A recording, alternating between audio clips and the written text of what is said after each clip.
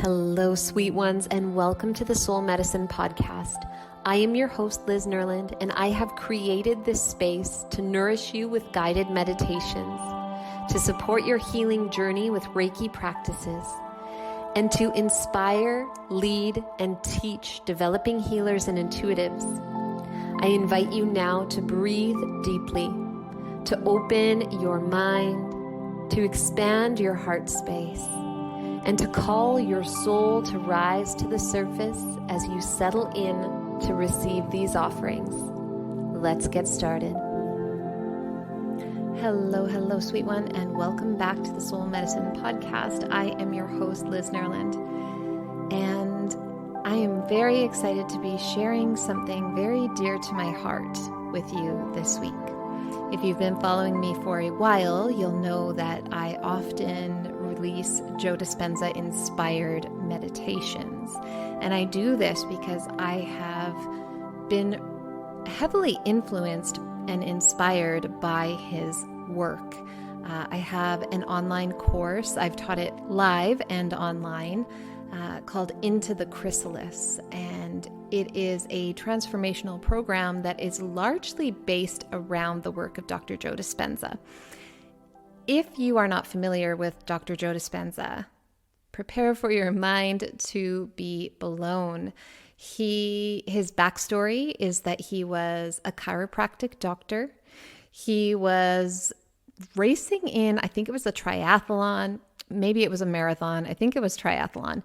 And he was on the running portion, or maybe it was biking. Oh my goodness. Okay, the race is not the most significant part of the story. He was in some sort of athletic race pursuit, and he was hit by a car, and he was paralyzed from like the neck down, and his outlook was terrible. Like his prognosis was terrible. And he made a deal with God. He said, okay, if I can heal myself of this condition, I promise that I will devote the rest of my life to teaching others how to do the same. And that is exactly what he has done. This man who was never supposed to be able to walk again now stands on stage for days at a time, 12-hour days, 16-hour days, this like fully enlivened, embodied human, channeling the divine, but also marrying it with neuroscience to tell you that you are powerful beyond belief and that you can change your experience in this life. Not just on the physical, but yes, on the physical. In his programs, it is not unusual for people with stage 4 cancer to undergo spontaneous remissions, to have these profound experiences where they are healed. It is so mind-blowing.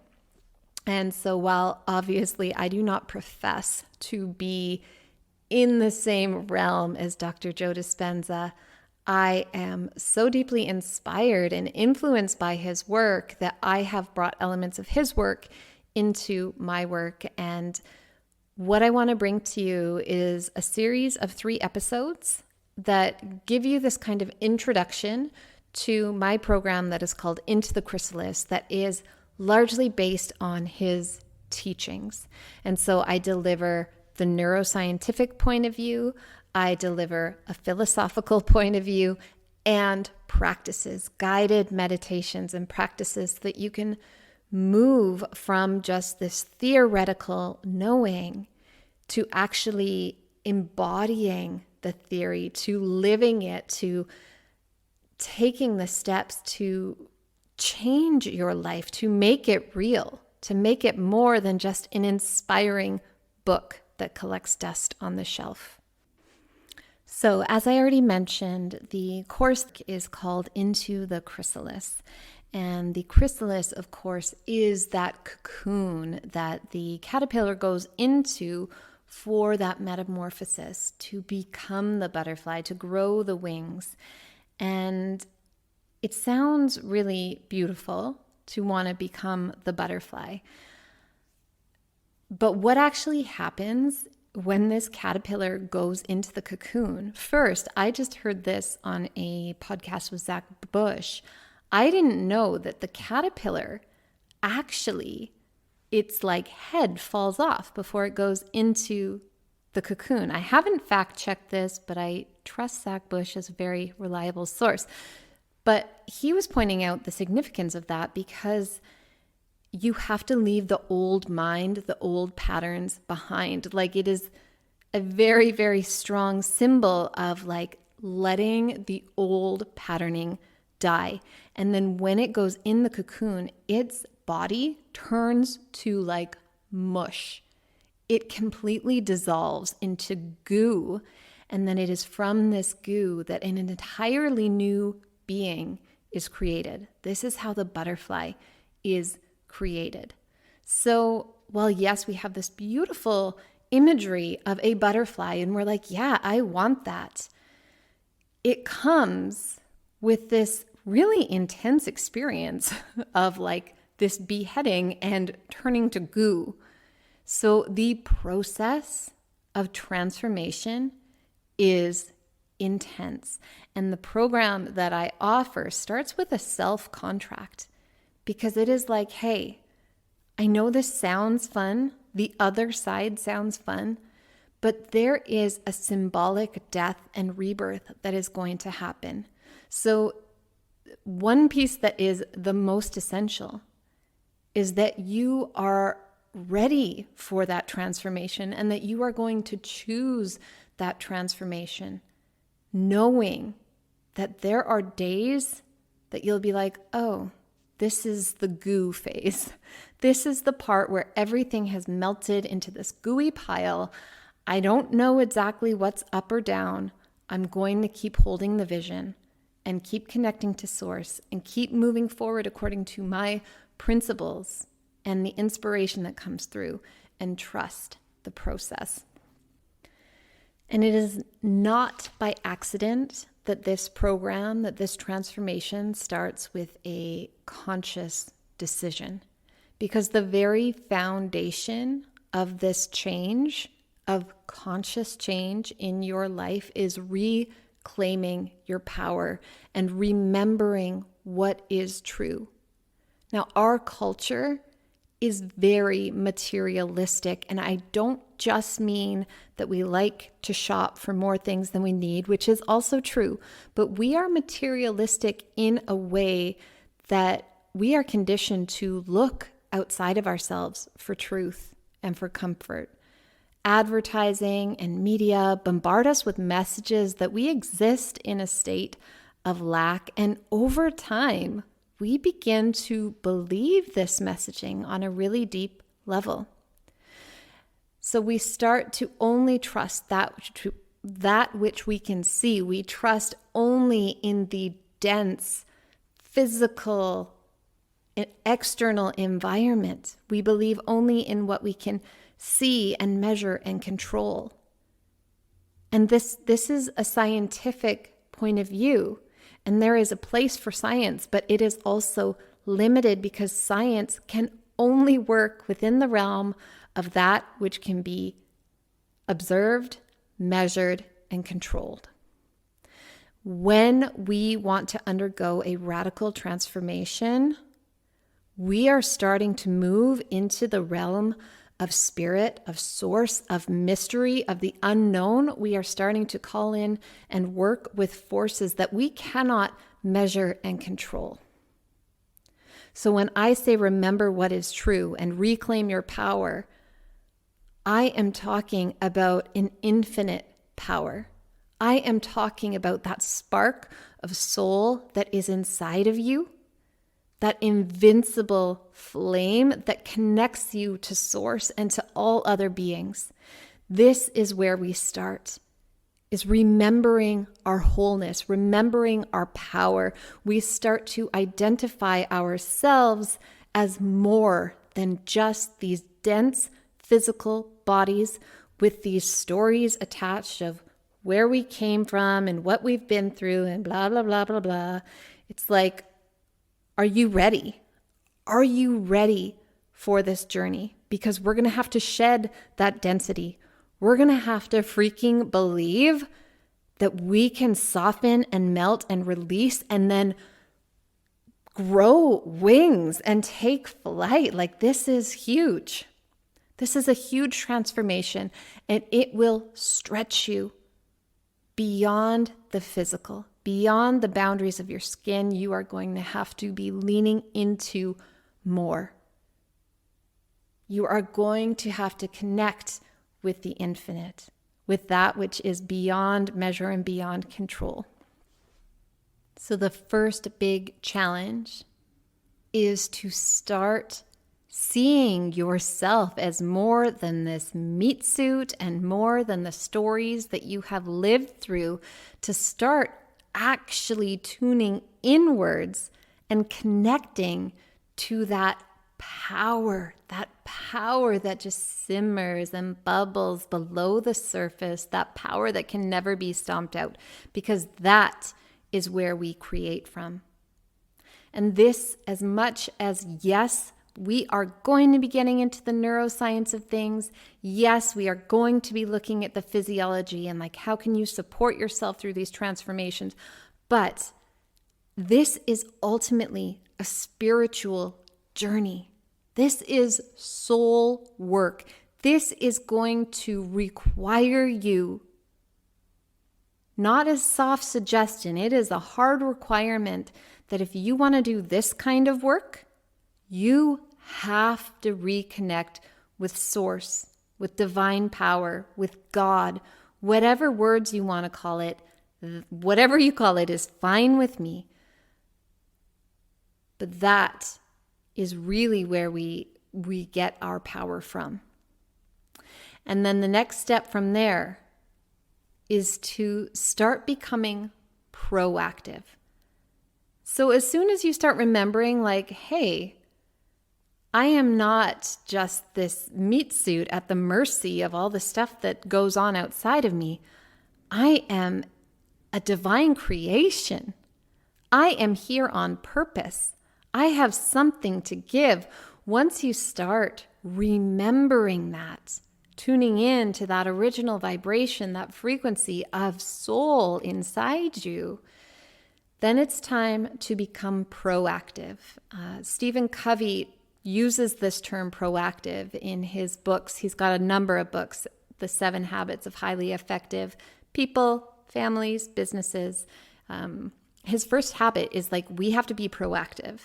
And while you might initially be like, yeah, take initiative. No, being proactive is the opposite of being reactive. Being proactive, Stephen Covey says, is taking full responsibility for your life. So you can be either proactive or reactive. If you are being reactive, it means that you are looking outside yourself and you're like, oh my goodness, it's snowing in March. I can't function. I will admit I had that experience. This year, it happens. We just do our best to get back on track, right? But like, we look outside ourselves and go, oh my gosh, these things beyond my control aren't lining up for me. How can I possibly move forward? That's being reactive. It means that your inner world, your emotion, your happiness, your fulfillment is conditional on people and things that are external to you and that are outside of your control. Being proactive means taking responsibility. Being proactive means that regardless of the weather, you are going to show up in alignment with carefully chosen values and principles. It means that you create your own weather. It means that you are going to be that beacon of hope in a world full of chaos, instead of being this little sponge that goes out and absorbs the chaos of the world into yourself. So the first part of this Chrysalis program is remembering truth and being proactive. I listen to the Huberman podcast a lot, and he always uses the word remiss. And I'm starting to catch it. So I was going to say, I would be remiss not to mention that our nervous system plays into this in a huge, huge way. So this is beyond the scope of this little podcast episode. But essentially, if you are living in a physiology of stress, like chronically, if you are in a state of fight and flight or in a state of freeze, it is going to be really hard to choose how you want to show up.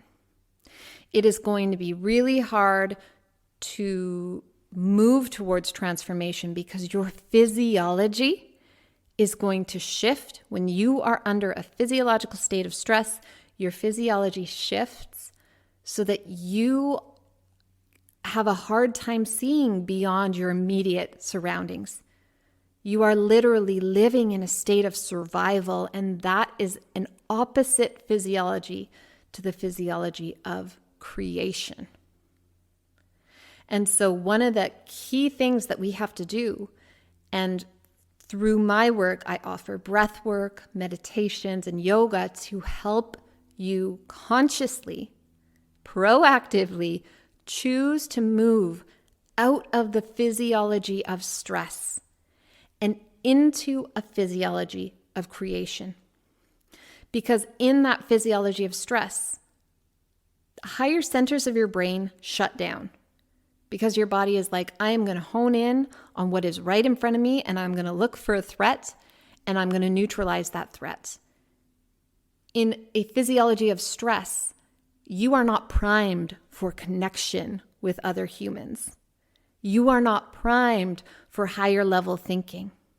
You are not primed for connection to God.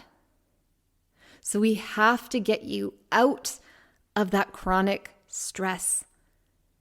Because in that state, your brain is not in a space where it can create, where it can dream, where it can imagine new possibilities, where it can hear the subtle whisper of your intuition.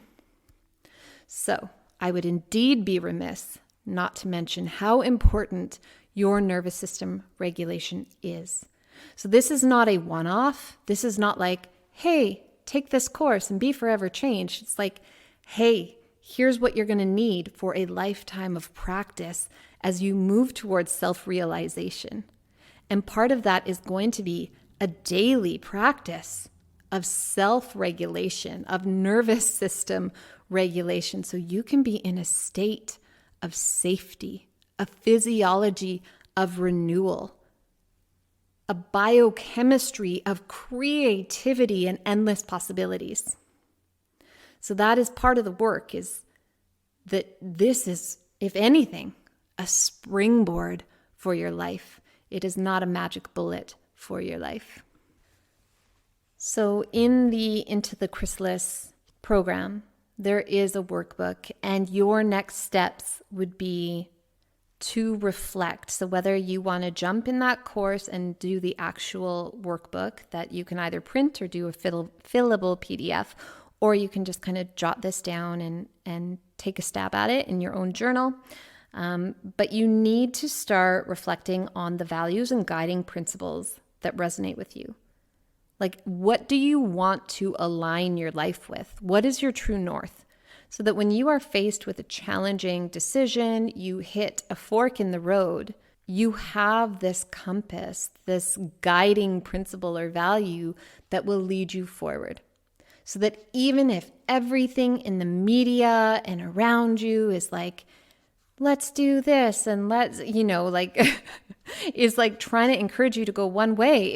If you're like, whoa, that violates my value and my principles that I live by, it gives you clarity of who you want to be in this chaos of the world.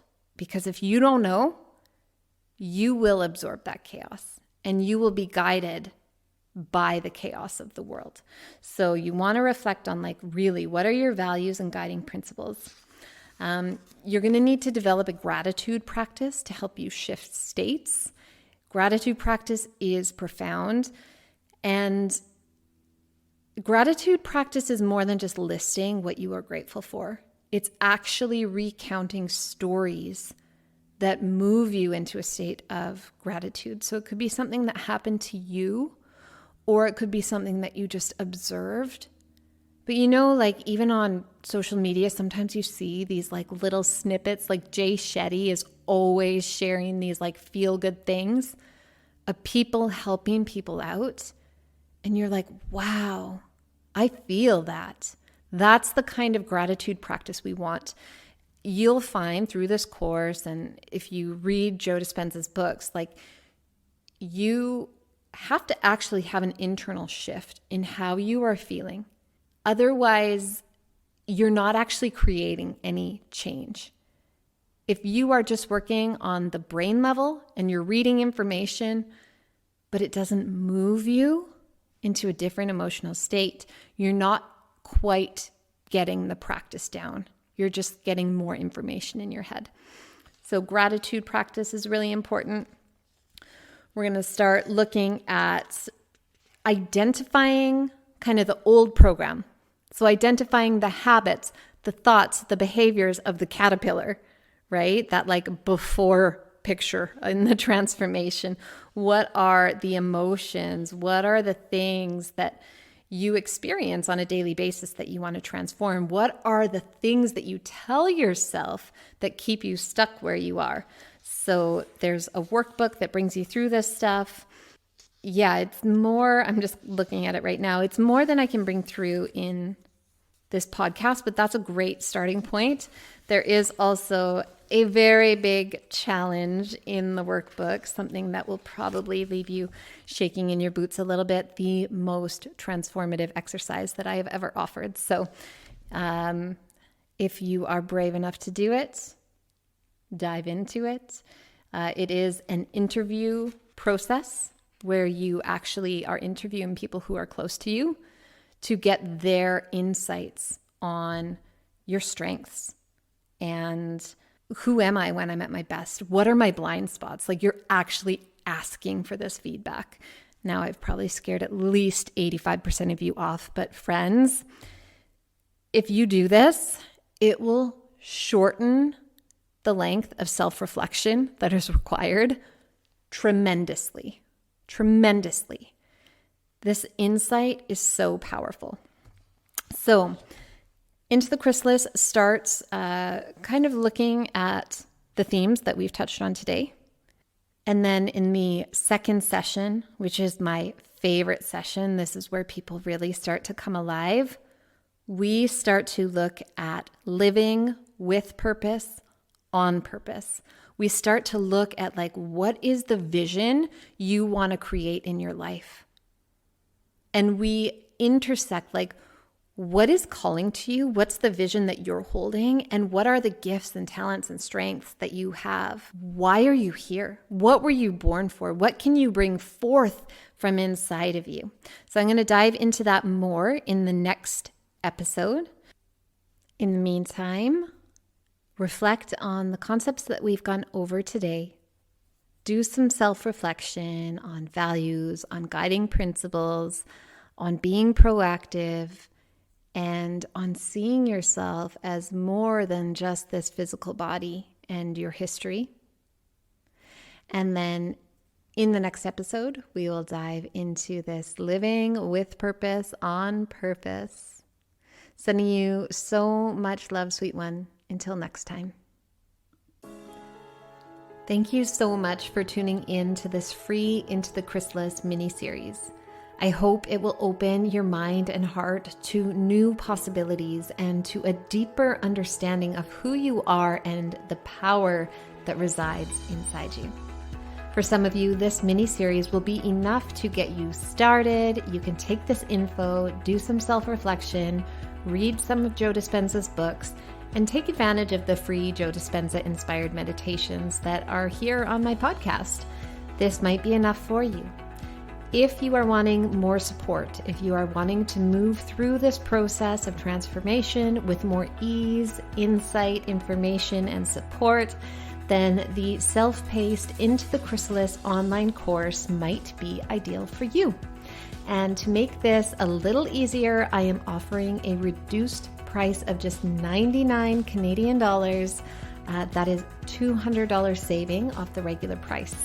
To take advantage of this, you can visit the link in the show notes and type in Soul Medicine, that's one word, as the coupon code at the checkout to take $200 off the price. And this offer will be valid until June 1st, 2023. As always, I love to hear from you. You can find me on Instagram. My handle is @LizNerland. Find me on there and send a message. Let's keep this conversation going and connect more deeply.